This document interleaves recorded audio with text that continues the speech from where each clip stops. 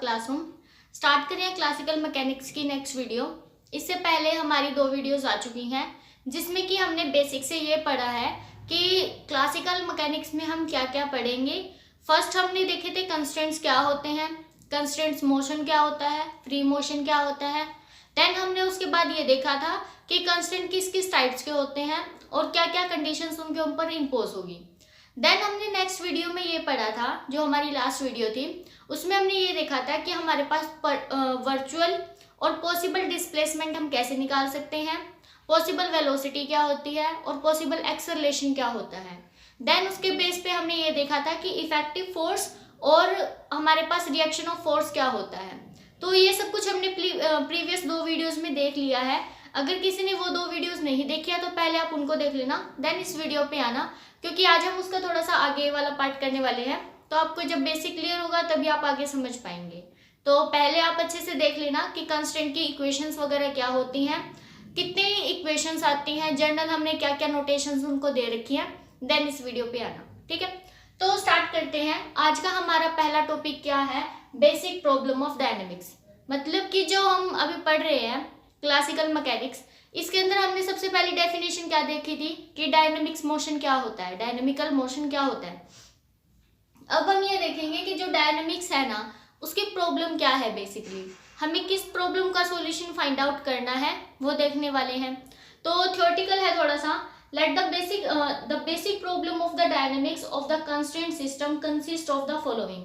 मतलब कि हमारे पास कोई एक सिस्टम है, कंस्ट्रेंट सिस्टम है, उसके पास है ना ये प्रॉब्लम्स हो सकती हैं जो कि हम अभी देखेंगे। Given that the effective forces F के and the initial position for rk and the initial velocity v naught of the system of the particles both compatible with the constraints, it is required to determine the motion of the system and the reaction of the constraint this। अब यहाँ पर हमने ना पहले तो देखो notation जो हमने प्रीवियस वीडियो में देखी थी, यहाँ पर पहले तो वो बता रखी है कि हमारे पास आर के क्या होता था, एफ के, आर के और वी के। ये देखते हैं हम। एक तो कैपिटल आर के है, एक स्मॉल आर के, देन हमारे पास एफ के और एक है वी के। अब ये सब हमने पहले वैसे देख लिए हैं, एक बार देख लेते हैं। जो कैपिटल आर के है दैट मींस इफेक्टिव फोर्स,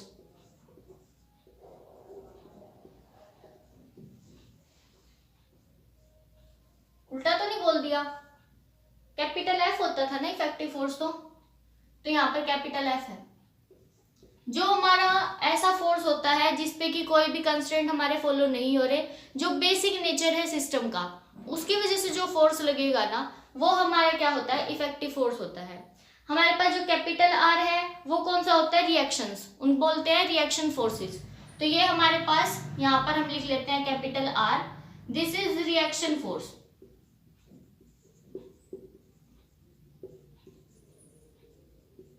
अब ये जो स्मॉल आर के है ये हमारे क्या होते हैं, these are position vectors of the particles,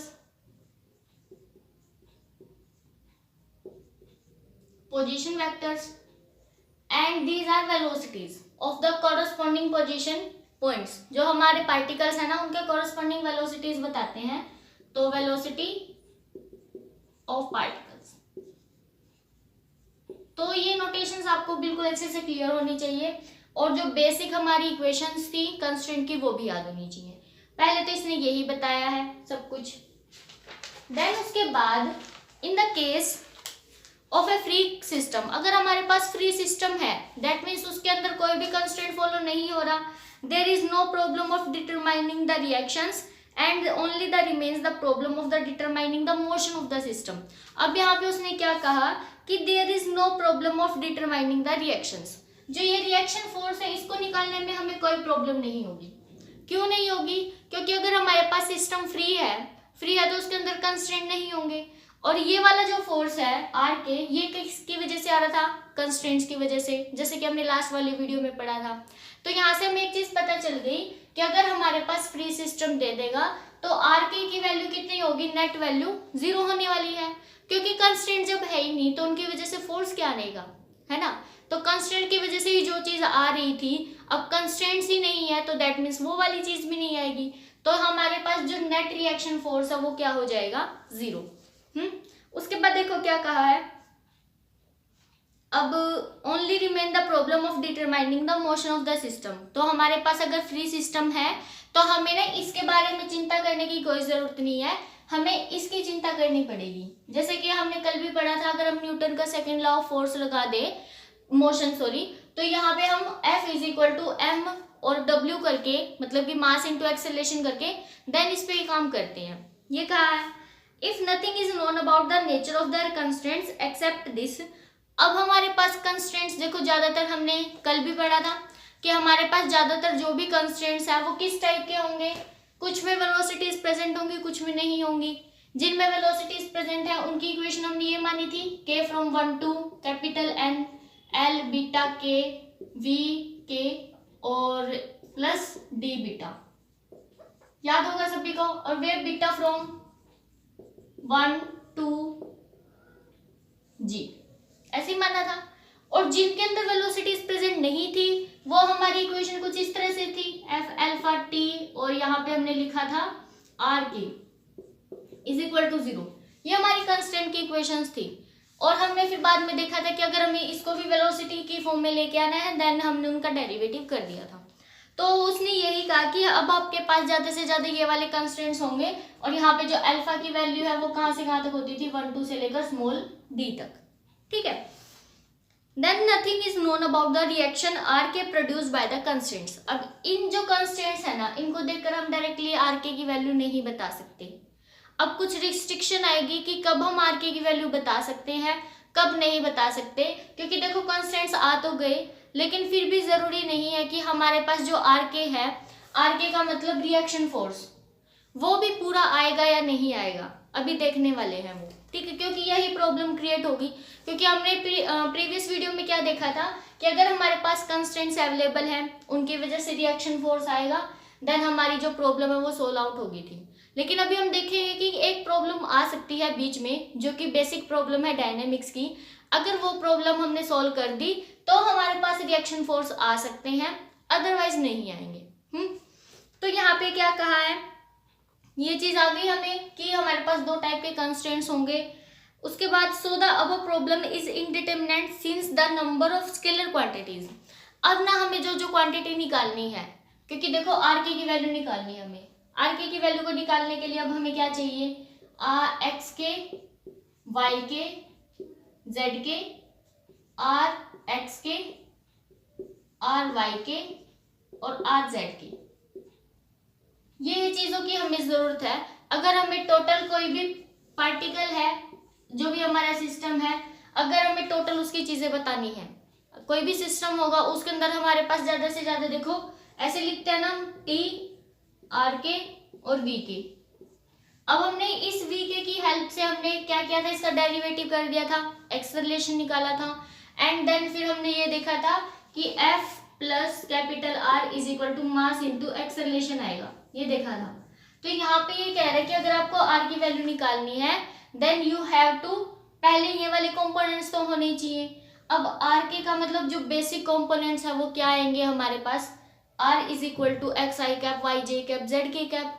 तो पहले तीन कंपोनेंट्स तो ये निकालने पड़ेंगे अगर हमें टोटल सिस्टम के बारे में बताना है। सेकेंड टर्म हमें ये निकालनी है, are K is the reaction force. अब रिएक्शन फोर्स के बीच जो तीनों कंपोनेंट है अलोंग 3 एक्सिस, वो भी निकालने हैं। तो हमारे पास टोटल कितने वेरिएबल्स हैं जो हमें निकालने हैं, 6 नहीं, 6 नहीं है, देखने में 6 लग रहे हैं लेकिन के की value from 1 to capital N है ना, तो इसके अकॉर्डिंग हमारे पास कितने हो गए, ये टोटल N है।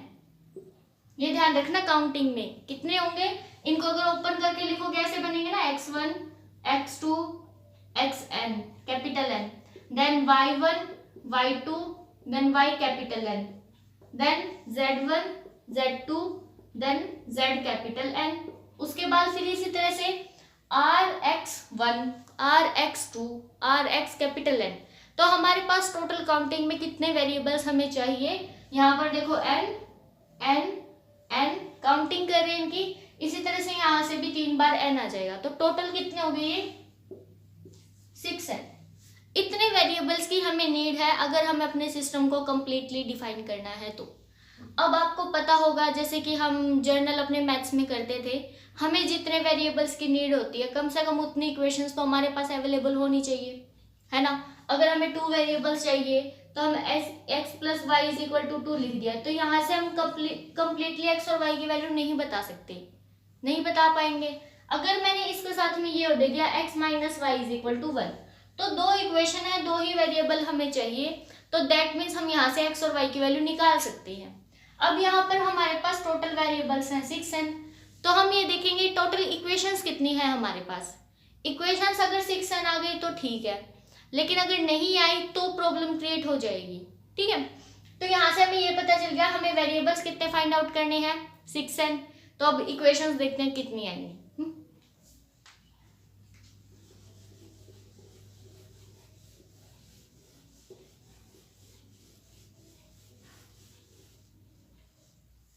देखो यहाँ तक आगे, then we have to determine it is greater than the number of available scalar equations. अब हमारे पास जो इक्वेशंस है वो कौन कौन सी हैं, जैसे कि मैंने अभी लिखा, देखो f plus R is equal to M plus M into acceleration. तो अगर हम इसको नोटेशन की फॉर्म में लिखे तो ऐसे लिख रखा है एम के एक्स के इज इक्वल टू एफ के एक्स प्लस आर के एक्स। अब ना सबको एक्स वाई जेड में कंपोनेंट में रिजोल्व करवा दो, क्योंकि ये भी एक्स वाई जेड में किया हमने, है ना। आर का component along X Y along Z, इसी तरह से स्मॉल आर के component along X Y Z, ऐसे किया। तो इनको भी तोड़ देते हैं, है ना। तो यहाँ से देखो, एक तो यहाँ पे मास इनटू एक्सेलरेशन होता है, तो यहाँ पे डबल डॉट लगा लो, ये डबल डॉट का मतलब क्या है, एक डॉट का मतलब एक बार डेरिवेटिव, तो वेलोसिटी आएगी, एक बार और डेरिवेटिव कर दो तो एक्सेलरेशन आ जाएगा, तो हमने डबल डॉट लगा दिया। इसी तरह से हम यहाँ पे लिख देंगे एम के वाई डबल डॉट के इज इक्वल टू एफ के वाई प्लस आर के वाई, या फिर आर वाई के लिख सकते हो आप। उसके बाद M K Z K double dot is equal to F K Z और यहाँ पर के जेड, ये हो गया। उसके बाद हमारे पास 2 इक्वेशंस ये भी हैं, ये तो हमारे पास फोर्स वाली इक्वेशन आ गई, ये तो सिस्टम की है, और ये कंस्ट्रेंट्स की हैं। तो टोटल हमारे पास काउंट करो कितनी इक्वेशंस आई हैं। देखो ये एक इक्वेशन नहीं है, यहाँ पे बीटा की वैल्यू 1 पुट करोगे एक इक्वेशन, 2 पुट करोगे दूसरी इक्वेशन, 3 पुट करोगे थर्ड इक्वेशन, जी तक पुट करनी है। तो ये तो टोटल कितनी हो गई जी, ये टोटल कितनी हो गई डी। तो टोटल 2 इक्वेशंस तो हमें से यहाँ से पता चल गई कि जी प्लस डी टोटल इक्वेशंस तो ये होगी कंस्ट्रेंट्स वाली। यहाँ से देखो, अब यहाँ पर हमारे पास के है सफिक्स में, अब के की वैल्यू कहाँ से कहाँ तक है 1 to n तक, तो ये भी टोटल कितनी इक्वेशंस है n। के की वैल्यू 1 पुट करो एक इक्वेशन मिलेगी, 2 पुट करो सेकंड इक्वेशन मिलेगी, 3 पुट करो थर्ड मिल जाएगी, और कैपिटल n पुट करोगे तो n इक्वेशन मिल जाएंगे। तो यहाँ पे भी n है और इधर भी n है, हो गई। तो ये टोटल देखो कितनी इक्वेशंस आई हैं, n 3n प्लस d और प्लस g। इक्वेशंस तो इतनी आई, वेरिएबल्स थे 6n। यूजुअली ऐसा होता है कि हमारे पास ये वाले ज्यादा होते हैं और ये वाले कम होती हैं, तभी हमारे पास जो प्रॉब्लम्स है वो निकल के आती है डायनेमिक्स की। बेसिक प्रॉब्लम यही है कि हमारे पास वेरिएबल्स ज्यादा आ जाते हैं, इक्वेशंस कम आती हैं। तो यहाँ से प्रॉब्लम क्रिएट हो जाती है कि हम इन वेरिएबल्स की वैल्यू कैसे फाइंड आउट करें। फिर उसको सॉर्ट आउट करने के लिए हमने सोचा कि क्यों ना ये जो एक्स्ट्रा जो हमारे पास वेरिएबल्स कम ज़्यादा आ रहे हैं उनके कॉरस्पॉन्डिंग कुछ इक्वेशंस हम बना दें, ठीक है। कुछ इंडिपेंडेंट इक्वेशंस हम बना सकते हैं। अब सपोज करो मैंने ये इक्वेशन लिख दी x plus Y is equal to 2, ऐसे लिख दिया हमने। अब यहाँ से तो हम कुछ निकाल नहीं सकते, लेकिन अगर मेरे को ये करना है कि कैसे ना कैसे करके 2 इक्वेशंस आनी ही चाहिए, तो हम ऐसे तो लिख ही सकते हैं ना, 0x 0y is equal to 0, ऐसे लिख सकते हैं हम, कोई फर्क नहीं पड़ेगा।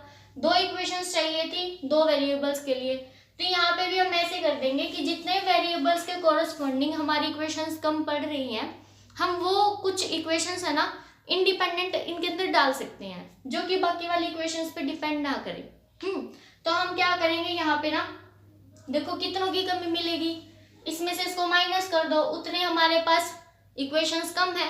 तो कितनी इक्वेशंस कम है, 6n minus 3n minus d minus g, तो that means 3n minus d plus g। हमारे पास इतने इक्वेशंस की कमी है, तो हम क्या करेंगे, इतनी इक्वेशंस को एक्स्ट्रा ऐड कर देंगे तो प्रॉब्लम सॉल्व हो जाएगी, अदरवाइज नहीं होगी। ये बेसिक प्रॉब्लम है डायनेमिक्स की। तो इसको अगर तुम चाहो तो ऐसे स्मॉल m नाम दे सकते हो कि इतनी हमें इंडिपेंडेंट इक्वेशंस की नीड है to find the complete solution of the system of the particles. ठीक है, ये सब कुछ लिखा हुआ है, नोट से पढ़ लेना। नेक्स्ट टॉपिक है, यहाँ से ही अब हमने जो ये देखा, यहाँ से अब हमें एक कंसेप्ट पता चला, एक नई चीज पता चलेगी यहाँ से कि आइडियल कंस्ट्रेंट्स क्या होते हैं। जो ये बेसिक प्रॉब्लम थी ना डायनेमिक्स की, यहाँ से हमें अब ये पता चलेगा कि कंस्ट्रेंट्स है कुछ, उनको आइडियल कंस्ट्रेंट्स कब बोलेंगे और कब नहीं बोलेंगे। तो देखो,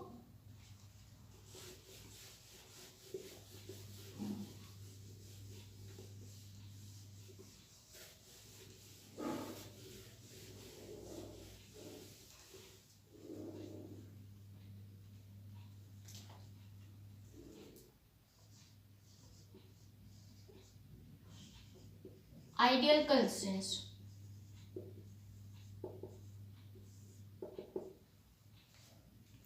if the sum of the work of the reaction of the constraints on any virtual displacement is equal to 0 then the constraints are called ideal constraints। देखो यहाँ पे बहुत अच्छी बात कही है कि अगर हमारे पास sum of the work of the reaction, अगर रिएक्शन के टोटल वर्क का सम हमारे पास 0 हो जाए then the constraints are known as ideal constraints.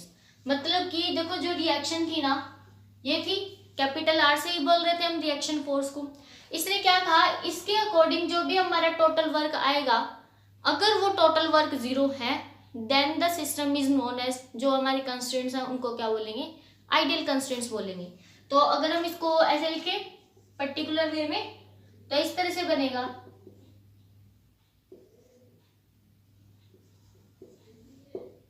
Delta of are की इज इक्वल टू 0। अब देखो ये कैसे लिखा है, अगर आपको थोड़ी बहुत पहले की साइंस आती हो तो हम वर्क को कैसे डिफाइन करते थे, work is equal to force into displacement, ऐसे लिखते थे ना। तो यहाँ पर भी वही काम किया है, जैसा कि डेफिनेशन हमें बता रही है कि अगर इसके कॉरस्पॉन्डिंग रिएक्शन फोर्सेस के कॉरस्पॉन्डिंग हमारे पास जो टोटल वर्क डन है वो 0 होना चाहिए। तो ये तो फोर्स हो गया, रिएक्शन फोर्स, और ये उसके कॉरस्पॉन्डिंग हम डिस्प्लेसमेंट ले रहे हैं, तो फोर्स इनटू डिस्प्लेसमेंट करेंगे तभी हमारे पास वर्क डन आएगा, और वर्क डन को हमें 0 दिखाना है। तो हमने देखा कि टोटल वर्क डन निकाल देंगे सारा, हर एक पार्टिकल के कॉरस्पॉन्डिंग हर एक वर्क डन निकलेगा, W1 W2 W3 up to W capital N तक, then this will equal to 0। अगर ये 0 है then the constraints are known as ideal constraints. ये बात कही है। In the certain form, certain भी क्या, कार्टेशियन फॉर्म भी आएगा, थोड़ी सी नोट्स में मिस्टेक है। This can be written as, हमने इसको ऐसे भी लिख सकते हैं कार्टेशियन फॉर्म में, summation K from 1 to capital N R K X delta X के, देखो X का कॉम्पोनेंट लिख दो, Y का लिख दो, Z का लिख दो, R K Y delta Y के R K Z delta Z के, दिस इज इक्वल टू 0। तो कार्टेशियन फॉर्म में ऐसे लिख सकते हो, नॉर्मल फॉर्म में ऐसे लिख सकते हो। तो इस जो इक्वेशन को सेटिस्फाई करेगा उसको हमने क्या कहना है, this is ideal constraint. Clear. देखो आगे क्या कहा है इन्होंने, among the 3n quantities delta x K, y K, z K, there are n independent one. अब उसने क्या कहा कि हमारे पास जो भी इक्वेशंस आएंगी इनके अंदर जो स्मॉल n है ये इंडिपेंडेंट क्वांटिटीज होनी चाहिए। n is equal to, this is equal to 3n minus d plus g। जैसे कि मैंने अभी बताया था कि अगर हमें किसी भी सिस्टम का सॉल्यूशन फाइंड आउट करना है then we have to introduce इतने इंडिपेंडेंट इक्वेशंस, है ना। आगे देखो, it is therefore possible in equation number second, equation number second ये है, ये इक्वेशन नंबर 1 है। Then equation number second to express 3n minus n dependent increments, जो 3n और माइनस कैपिटल स्मॉल n सॉरी इतने हैं वो तो हमारे डिपेंडेंट हो गए, और बाकी वाले इंडिपेंडेंट हो जाएंगे, क्योंकि देखो टोटल हमारे पास कितने हैं, डेल्टा एक्स के, डेल्टा वाई के और डेल्टा ऑफ जेड के, इतने हैं। तो ये हमारे पास टोटल है 3n। अब 3n में से ये इंडिपेंडेंट थे तो बाकी वाले डिपेंडेंट बच जाएंगे, ये वाले तो डिपेंडेंट हो गए और जो स्मॉल n है वो हमारे पास इंडिपेंडेंट है। तो यहाँ पे वही कहा है कि हमारे पास कितने इंडिपेंडेंट इक्वेशंस होंगे, कितनी डिपेंडेंट होंगी। देन आगे लिखा हुआ है कि वी हैव टू नीड, हमें कितने की नीड्स है, इनकी नीड्स है, तो हम क्या करेंगे, इतनों को इंडिपेंडेंट इनके अंदर इंक्लूड करवा देंगे। तो उसके बाद है जनरल इक्वेशन ऑफ डायनेमिक्स, बहुत अच्छा टॉपिक है ये भी, ये तीनों आपस में इंटरलिंक्ड है, तो आज कंप्लीट ही कर लेते हैं इसको। आगे देखो क्या कहा है, जनरल इक्वेशन ऑफ डायनेमिक्स। अब जो डायनेमिक्स है ना उसकी जनरल इक्वेशन क्या आएगी, तो जनरल इक्वेशन के लिए हम किसका यूज करेंगे, आइडियल कंस्ट्रेंट्स का। देखो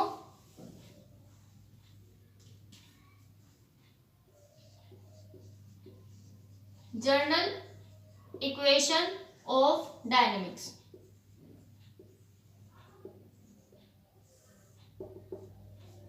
ये क्या कहता है, we know that for the particle of the constraint system. अब हमारे पास अगर कंस्ट्रेंट का सिस्टम है तो हमने अभी देखा था कि F K plus R K will be equal to M K और डब्ल्यू के, वेयर के फ्रॉम 1 टू कैपिटल एन, ऐसे ही था कंस्ट्रेंट सिस्टम के लिए।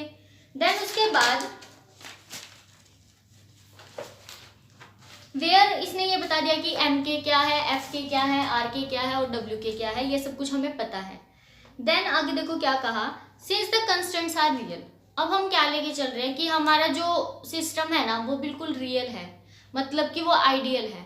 अगर हम अपने सिस्टम को आइडियल मान के चल रहे हैं तो दैट मीन्स हमारे पास क्या होगा, समीशन ऑफ आर के डेल्टा एक्स के इज इक्वल टू 0, जैसा कि हमने अभी देखा।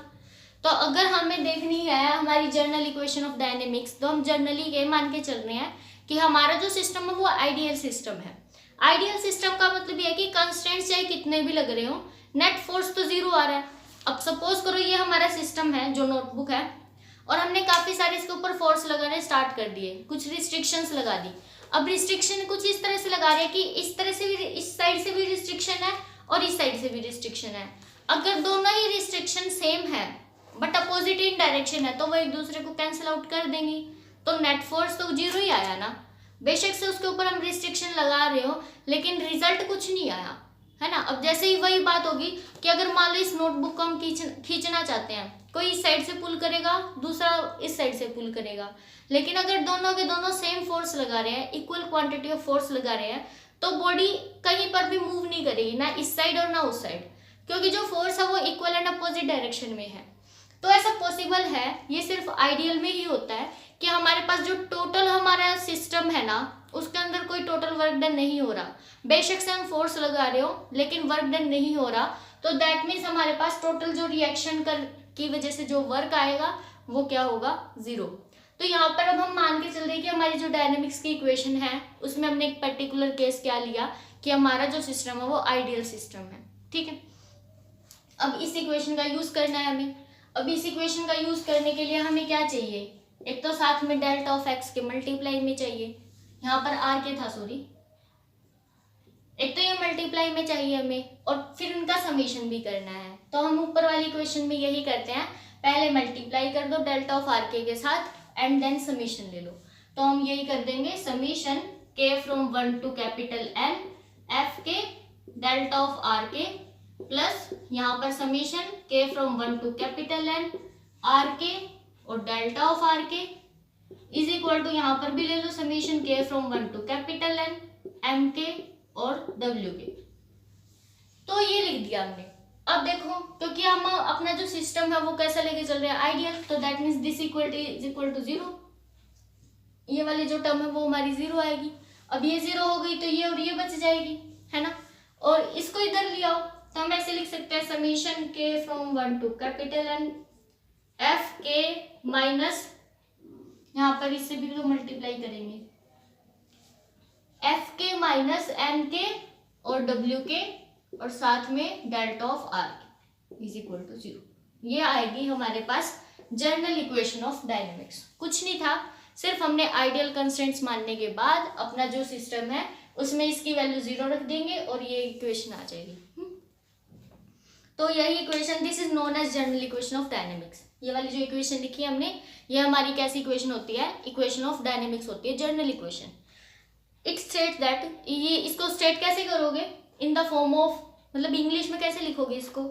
It states that the given a system in the motion at any instant of time, this sum of work of the effective forces, देखो ये effective force है ना, और क्या कहा, the sum of the effective forces and the forces of inertia at any virtual displacement is equal to 0। तो ये देखो क्या कहा है, inertia at virtual displacement, ये हमने देखा था, ये क्या होता है, virtual displacement।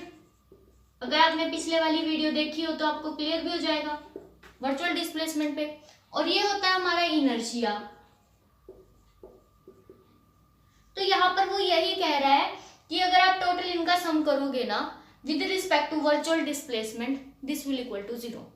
तो इसको ऐसे स्टेट करना है, एक दो बार लिख के देख लेना, स्टेटमेंट एज इट इज लिखनी है।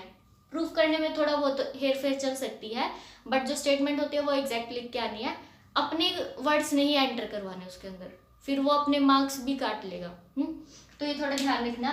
फिर उसके बाद हम जो नेक्स्ट वीडियो है उसके बाद उसमें करेंगे Lagrange equation of the first kind, and then उसके बाद हमारे पास है principle of virtual work, that is d'Alembert principle. तो कल वाली वीडियो अच्छे से देख लेना, उससे हमारा मतलब पूरी फर्स्ट यूनिट कवर हो जाएगी। सिर्फ 4 वीडियो में हमारी फर्स्ट यूनिट कवर हो चुकी है, बड़े अच्छे से आराम से एक दो बार और देख लेना वीडियोस को, तो आपका ना मतलब एक यूनिट बिल्कुल अच्छे से कवर हो जाएगी। ये लगा के चलो कि 2 क्वेश्चन कंप्लीट हो गए। तो ऑल द वेरी बेस्ट, और अच्छे से देख लेना इसको। जितना भी कोई भी डाउट हो कमेंट बॉक्स में या टेलीग्राम ग्रुप में आप बता सकते हैं, नोट्स आपको टेलीग्राम ग्रुप में प्रोवाइड करवा दिए जाएंगे। Thanks for watching.